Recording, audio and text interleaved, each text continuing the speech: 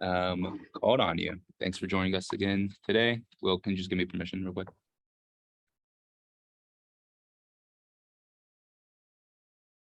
Good morning, guys.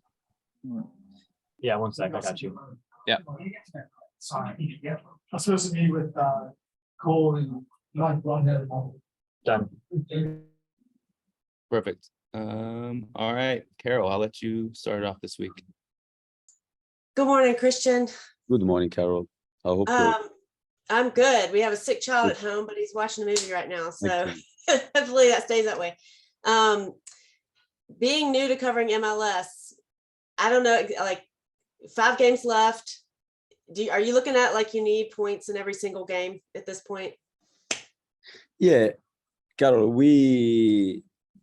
for me, it's important that we are ready mentally initially and then physically, tactically for each game is a big challenge for us. And our goal this week is to make sure that we are fresh and ready to go, because I don't want to think that we are just at the end of a season, but almost like a new season starts. It's a season of 5 games, and we need to be competed at our best in those 5 games. I want the team to be alive. Everybody thinks that we are not, we are out, that is that, but we are not. That we are alive. The guys trained with passion and intensity this week, and we want to show this to our fans starting from Saturday. For you personally, I'm sure you're feeling some pressure, with that interim tag on your name. How do you separate those feelings from what your future holds and what you want the team to bear at this point? Listen, Carol, the pressure that I have comes from wanting to do the best for the team. Other pressure I don't have. I'm here to do a job for Charlotte Football Club, to put the boys in the best possible shape that I can, to work hard for them. My loyalty is for the club, for the fans, for the players. And then after, when you do this job, you can't avoid to be judged, to be told whatever.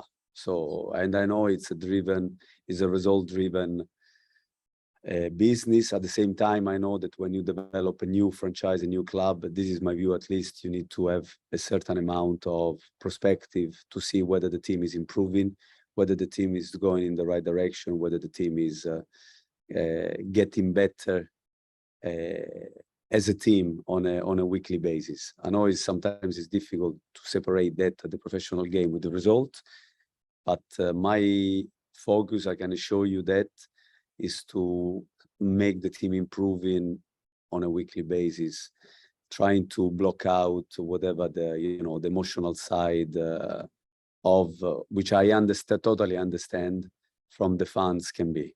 I have to take a step back with the coaching staff and to make sure that as a club and as a team we are going in the right direction. And then, as I said in the past, the club will decide what is the best for them. I am very serene. It's up to them what they want to do. It's out of my hands. My full focus is on, as I said, is on the team, on the boys, to try to improve them and the team on a daily basis. That's the only pressure I feel. And one last one, just your injured guys, Gaines and Sobocinski, have they made any progress? Will they be back? Yeah. They both trained this week. They are ready for selection, and we are very pleased how they work this week. So good news from that front. Okay, thank you. Thank you. All right, move to Steve. Buongiorno, Christian. Steve. NYCFC is also a team that is looking to find itself right now. They've had a string of they haven't lost, but they also they're not winning in different things. How do they're going to come in? Look, they need this game as well, even though they're safely in the playoffs right now. They need to find their form again. They have the pride of defending champions, even though they've had a number of changes, both on the technical side and on the field side. Do you prepare differently for a team that's in that's kind of psychology that they are right now? Steve, you know that, like you said, they are the champions. So first and foremost, we need to respect them.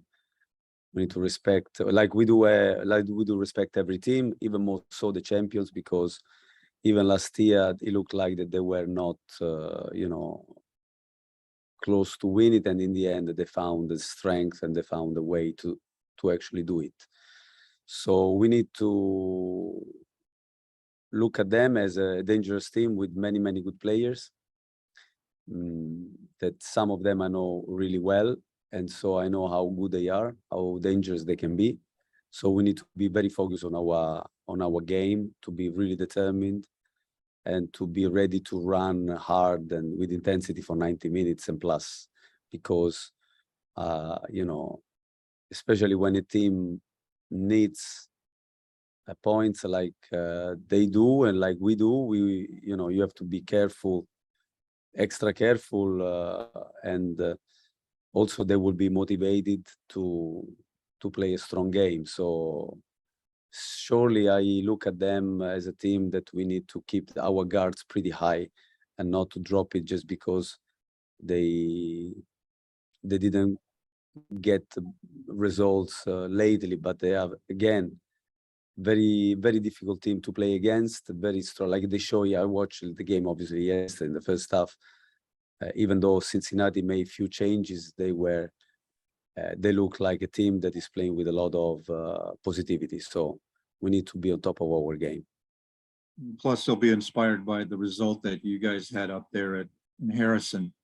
With that, on another note, just I've been looking into, you know, just the support staff, that not just your assistant coaches and stuff, but I mean, you've been doing this for some time. I mean, you've seen how the support staff of professional teams has grown tremendously, and also, you know, academically and the resources that are available there.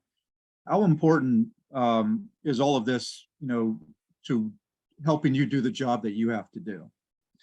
Very important, very important. And even in that department, obviously, as you can imagine, having changed halfway through the season, we're still work in progress. But the stuff that I have here is like you said, is made of guys that are really professional. Some obviously more experienced, both on the performance department and on the coaching department. We will be looking, the club will be looking to strengthen, because like you said, that there are so many things that in a modern football team you need to take into consideration. But I am happy with the guys I have here. Although we know that we are halfway there, we still have few missing pieces. But at the moment, the guys that I'm working with, they are doing an amazing job of trying to make everything work at the best of that we can, at the best of our possibilities, at the best of their abilities. So I think that the players are really in good hands in this way. Thank you. And just following up on something that Carol had said, and this came up in a previous interviews that we have done, like the Thomas Tuchel situation with Chelsea proved the point that all coaches are interim. You know, when you're in charge of the team, you're in charge of the team. The label means nothing on that. But in this sense, you know, his direction, I mean, he won the Champions League with Chelsea and everything was good, but then again, it's not. You're in a different kind of situation where there's short-term goals, you know, and as Jalen was talking, I mean, you're always playing to win. You're, you know, trying to get to those playoffs, but you're also trying to build a foundation for the future. Yes. As was Miguel, as you are now, and going forward. And there's sometimes contradiction between long-term and short-term objectives. Are you finding that difficult or challenging to manage both the short and long-term aspects, or are they actually working together? No, I think you made a good point in the sense that sometimes, or even more than sometimes in this business, and the MLS is unique in that sense because you have clubs like us that they are, or like will be St. Louis next year, that they are totally new, and so which is something that you don't find in other countries. So even more so that kind of discrepancy between short-term goals and long-term objective can be the gap is very big, no? So I can only talk about myself because it's fair that I talk about my situation. I don't try to manage that much because it would be a waste of energy. My focus, as I said to Carol at the beginning, is to make this football club to progress, to give solid and sound football principles. Sometimes those football principles that we are trying to implement don't translate into result, and therefore it looks like is a drama, is a big problem, and I understand that can create frustration in some fans, not all the fans, but in some fans it will, and I respect that frustration, of course. But my view is clear. I want to give this football club obviously until I'm here, until be told otherwise, all the football principles that I think they are in line with the modern game. So to try to always play to win, try to impose our style of play, and not to necessarily change our identity for no one, because I think that the boys, they are very clear about what they want to do. Sometimes we succeed, sometimes we don't. And but I believe this is the right way long term. There are many clubs that that I admire, that have been on the same that they pursued with their own plan, and they finally succeeded big time, because then you have a blueprint that is unique to your football club, that you know, and it's part of your identity. Sometimes could be, I'm not saying easier, but could be tempting to change and to be just to get the result. And by doing that, by saying that, sometimes I can go obviously against myself, because I will be judged obviously on the results. But for me, the bigger picture is what matters, to try to give to this football club the real, our identity, the way we want to play. And I believe long term will be the winning strategy, even though short term we might suffer and again can create frustration, which I repeat, I totally understand and respect from some part of the fan base. And if any coach could guarantee results with just simple changes, then it would be a much different sporting world. With that, I guess it's safe to say that neither Rome nor a club was built in a day then. And being born in Rome, I know that very well. True. Molto grazie. Prego. All right, we'll go Mike and then in with Caleb. Good morning. Still morning, Christian. Good to see you again. Morning, Mike. Yeah, still morning. After the loss to Cincinnati, you mentioned that that loss should be a motivator, because everybody's frustrated that they're not getting the results, and it should kind of be everybody should be angry because you're playing well but not getting the results. How is that translated into the training this week? Are you seeing even more focus? Are you seeing even more intensity with the guys? I see the boys training with a lot of intensity, with a lot of determination. Yes, obviously, I would be very happy that you can talk about something and then all of a sudden everything changes and becomes. But my role here and my duty is also to plant seeds, and we need to show, and I need to show together with the staff, the team, how much we put into the games, how many good things we do, and we need to improve those things that in the end cost us, because in the end, everybody will look at the score line, right? And so when the score line is not in your favor, it looks like gloom and doom. But again, part of my job, an important part of my job, is to look at the bigger picture, to step back, and also not to throw away all the good job that the boys do in the game, where we have a solid way of playing, we create chances, we often, at least in the last couple of games, we created more than the opposition, and we have at least the right to deserve a point. But football is like professional sport. You can play as very well and still lose the game. So we need to address that. And my job is to keep driving the boys to do the right things, not to compromise our identity, just to build, to be even more determined, even more. And so if we can get a little percentage more from each one of them, because don't forget that some of them are still in the first year in the professional football, so they are still learning. And we cannot forget that.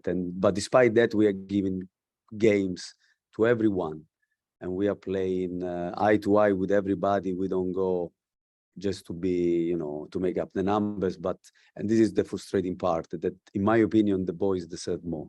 And I would like them to come away with the points when they deserve. If they don't deserve, I will be the first one to put my hand up and say, listen, we have been well beaten in this game, we couldn't compete, and therefore the result is well deserved. But hand on heart, I cannot say that that was the case in many games that we played lately, although we didn't come back with the points. And that's the frustrating part. With the reality of 5 games left, 15 points available, and you need pretty much all of them to have a shot at the playoffs, where do you fall on the line of play hard and do your job and slow guys down from trying to do too much, trying to play outside of their role, or not play, but just trying to, with the effort that you're getting from these guys, the temptation is there with the losses, kind of mounting. Hey, if I can do a little bit more, in the game, I can help us win. But at the same time, if that breaks the game model and it breaks the plan that you have set, it can also backfire. Yes, it could. First of all, if they give more, I'll be happy. If they give a little bit more, each one of them, and then it will be down to me to slow them down. But it's important. I'd rather do that than the other way around. But I can see all of them really pushing hard in training, all of them being very alive and kicking. The way we approach that is 5 games, like a mini season of 5 games, and we will take one game at a time. One game at a time, focus on that, and play strong every ball, play strong every play, do your best in every play. Be clear about what is your role or responsibility in every play, and then after we will see where we at. Last one for me. You just mentioned that your job is to plant seeds and grow and cultivate what this club can be. In this role, sorry to interrupt you. In this role, I believe, yes, more so than if I was, for example, at Juventus, or if I was in a big club in Europe. Steve mentioned Chelsea, where the history is there, the expectation, the investment in terms of really going heavy on the market. And I believe even in that role, this is my personal belief, and I might be completely wrong, but I believe that even the biggest clubs, they talk about the biggest coaches, they improve players anyway, even at that level. And so it's planting seeds. But even more so at our football club, I think this is more necessarily than anything else, in my opinion. Okay, yeah, but where I was going with that was in your role in planting the seeds and trying to grow and build this. It gets back to Carol's question, and you've kind of addressed that the club will make their decision on you at the end of the year. Sure. Do you want to be back as the head coach next year to see what the harvest brings as this, of those seeds. It's like what the tide brings, like castaway, right? As long as you're not trying to chase down a volleyball with a bloody handprint, I'm fine with that. Wilson, eh? But yeah, I like to talk about movie. I like it. That's great. That's great. Yeah, I would love to. I mean, to answer to your question, of course, I would love to. I love this football club. I really love the fan base. They are great. Honestly, one of the best atmosphere I ever saw in MLS, and one of the best I've seen really in my years in football. I love it. I love it here. I love this football club. I love the people that they are here. I love the players, as I said many times. But at the same time, I know that it's to a certain degree is out of my hands.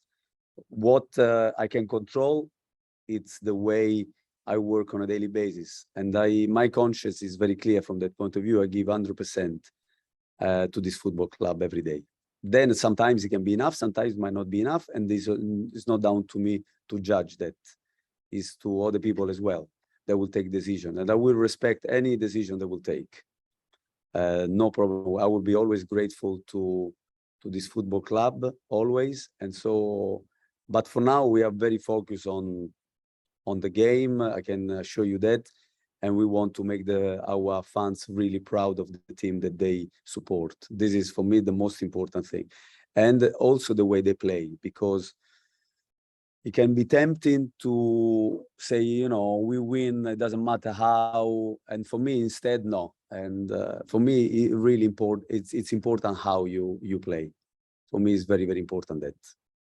And so this is my belief. This is my philosophy. It's very, very important how you play, not just the result. Thank you, Christian. One day you and I will have to kick around some movie talk. I think that'd be That fun. would be great. That would be great. I would love that. Thank you. And Caleb to end it.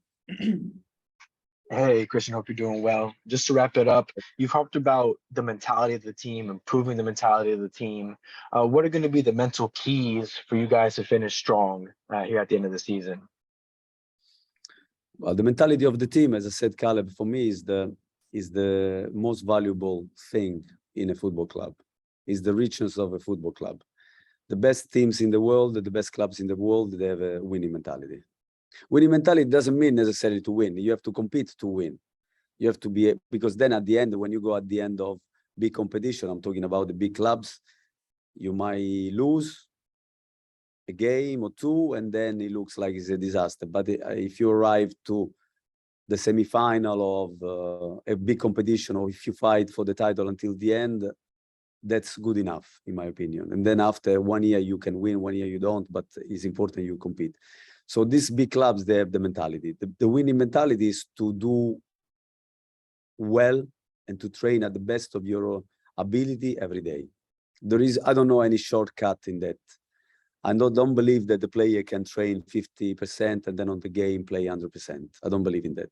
Maybe some can, very few, but the vast majority for me in life in general, the winning mentality comes from doing everything at the best of your ability, whether you do a recovery session, where you do the warm-up, whether you do a passing drill, whether you do, how you eat and how you maximize your recovery with resting and sleeping.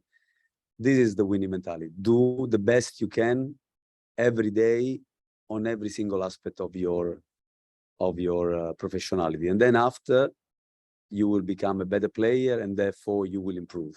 So the winning mentality is something that you build on a daily basis by doing the right things and not compromise with anything.